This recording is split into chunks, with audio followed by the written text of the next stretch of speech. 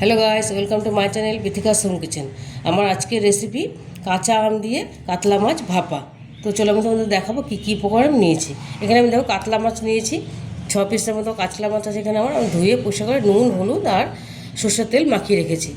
এখানে নিয়েছি আমি কাঁচা আম, দেখো এরকম ঝিরিঝিরি করে কেটে নিয়েছি। কাঁচা চেরা কাঁচা লঙ্কা নিয়েছি, এখানে পোস্তদানা, কয়েকটা কাজু আর কাঁচা লঙ্কা। এটা আমি বেটে নেব, শিলপাটা বেটে নেব।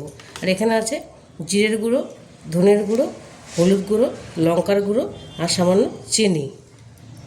এখানে নিয়েছি আমি লবণ আর সর্ষের তেল। আর আমি বাটিটার মধ্যে মাছটা ভাপাবো। আমার স্টিলের ঢাকনা দেওয়া বাটি বড় নেই, তাই জন্য আমি বাটিটার মধ্যে সিলভারের বাটিটার মধ্যে আমি মাছটা ভাপাবো। তো সবার প্রথমে আমি পোস্ত, কাজু আর কাঁচা লঙ্কাটা বেটে নেব। শিলপাটা বেটে নিচ্ছি পোস্ত, কাজু আর কাঁচা লঙ্কাটা। বাটনাটা বাটা হয়ে গেছে আমার পোস্ত কাজুটা। এবার আমি মশলাগুলো সব মিশিয়ে নেব। প্রথমে আমি মশলাগুলো একটা বাটিতে মেশাবো, তার জন্য একটা কাচের বোল নিয়ে নিয়েছি। আমি দিয়ে দেবো মশলা বাটাটা দিয়ে দিলাম। দিয়ে দেবো এই সব মশলাগুলো, হলুদ গুঁড়ো, লঙ্কার গুঁড়ো, জিরে গুঁড়ো, ধনে গুঁড়ো আর চিনি। দিয়ে দেবো কাঁচা লঙ্কা চেরাগুলো, দিয়ে দেবো আম কুচিগুলো। তোমরা বুঝে দেবে, আম বেশি টক হয়ে গেলে ভালো লাগবে না। এবার আমি নুন দেব,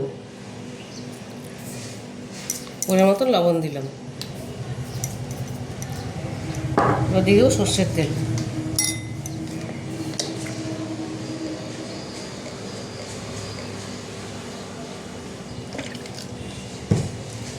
মশলা ধোয়া জলটা একটুখানি দিয়ে দিলাম আমি।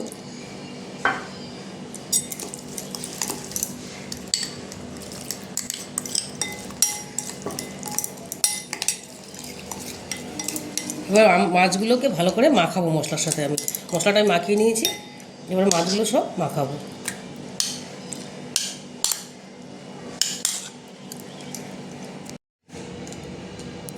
মাছটা আমি দেখো খুব সুন্দর করে মাখিয়ে নিয়েছি। এবার আমি বাটিটার মধ্যে ঢেলে দেবো।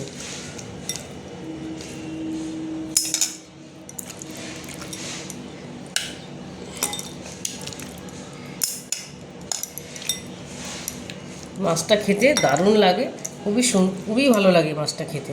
তোমরা বাড়িতে দেখবে। মশলাটা কাচিয়ে দিয়ে দেবো আমি। ঢাকনাদা বাটি হলে আরও বেশি ভালো হবে, যেহেতু আমার বড় বাটি নেই, তাই জন্য আমি বাটিটাতে দিয়ে দিলাম। এটা মশলাটা ভালো করে কাচিয়ে দেবো। তার মধ্যে আমি একটু দিয়ে দেবো একটুখানি সর্ষের তেল।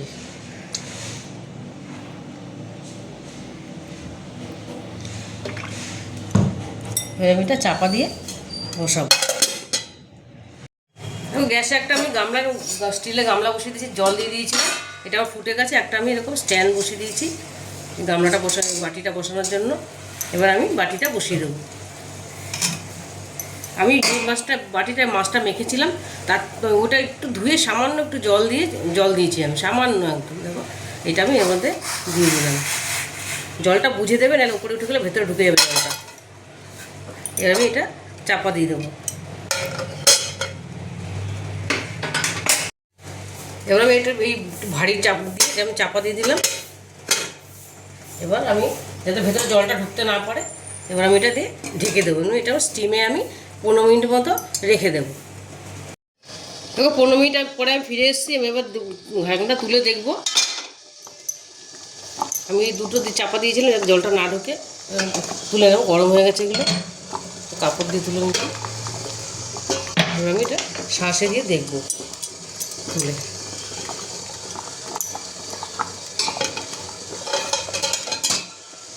দেখো কি সুন্দর ভাপে হয়ে গেছে, পুরো মাছটাও সুন্দর সেদ্ধ হয়ে গেছে।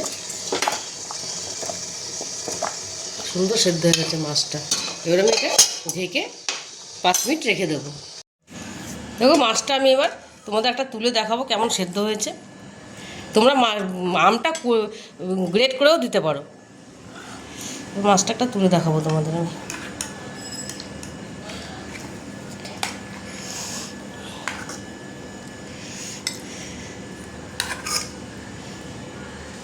দেখো মাছটা পুরো সুন্দর সেদ্ধ হয়ে গেছে একদম। রেসিপিটা আমি যেভাবে বানালাম তোমরা একবার অবশ্যই এভাবে বাড়িতে ট্রাই করবে, দেখবে এটা অপূর্ব লাগে খেতে। আর যদি রেসিপি তোমাদের ভালো লাগে তাহলে আমাকে লাইক, শেয়ার আর সাবস্ক্রাইব করতে ভুলবে না। টাটা।